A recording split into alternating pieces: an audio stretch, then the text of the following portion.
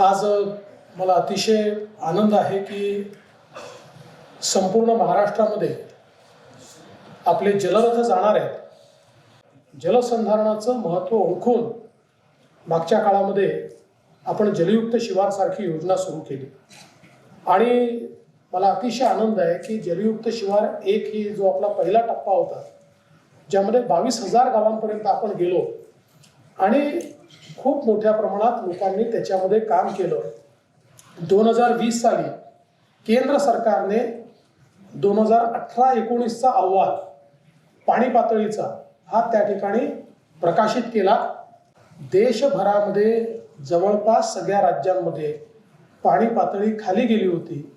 एकाच राज्यात पाणी पातळी वर आली होती, ते आपलं महाराष्ट्र राज्य. म्हणजे जिथे लोकसहभाग येतो तिथे काय होतं.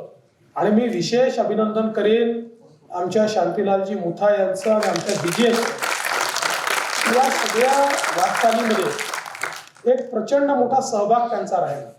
विशेषतः लोकसहभागाचं जे कार्य आहे त्यांनी बुलढाण्याचा उल्लेख केला. म्हणजे गमतीने मी एक दिवस त्यांना म्हणालो, तुम्ही पूर्ण जिल्हाच खोदून काढला, इतक्या मोठ्या प्रमाणात स्ट्रक्चर्स तयार झाले. त्यांनी तर अशी आमची अवस्था केली की आम्ही कुठल्याही जिल्ह्यात JCB मागायला गेलो की सांगायचे बुलढाण्याला गेले. अशा सगळे आसपासच्या जिल्ह्याचे JCB घेऊन हे बुलढाण्यात पोहोचून गेले. पण त्यातनं काम काय झालं हे जर आपण बघितलं तर ज्या जिल्ह्यामध्ये दुष्काळ पडायचा त्या जिल्ह्यामध्ये जलसंधारणामुळे लोक बागायती शेती करू शकले, हा त्याचा परिणाम आपल्याला पाहायला मिळाला. आणि हे सर्वदूर आपल्याला हे पाहायला मिळालं की हे जे 2023-24चं वर्ष आहे, या वर्षामध्ये अल निनोचं वर्ष असल्यामुळे पाऊस कमी होणार आहे आणि हे आव्हान आहे.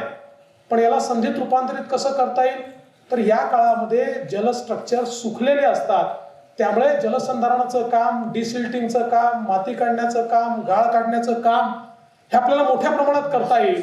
आपण यावर्षी 24,000 गावांमध्ये काम करणार आहोत. 16,405 जलसाठे हे आपण पुनरुज्जीवित करतो किंवा त्याच्यातला गाळ आपण काढतोय. त्यामुळे हे जे काही काम आहे हे अत्यंत मूलभूत काम आहे. गावोगावी हा संदेश पोचला पाहिजे आणि संदेश पोचवण्याची जबाबदारी नेहमीप्रमाणेच आमच्या BJSने उचलली आणि BJSने हे अतिशय चांगलं काम हातामध्ये घेतलं. त्यांचं अतिशय मनापासून आभार मानतो आणि आपण सगळे मिळून हा कार्यक्रम यशस्वी करूया एवढेच आपल्या सर्वांना विनंती करून माझे 2 शब्द संपवतो. धन्यवाद. जय हिंद, जय महाराष्ट्र.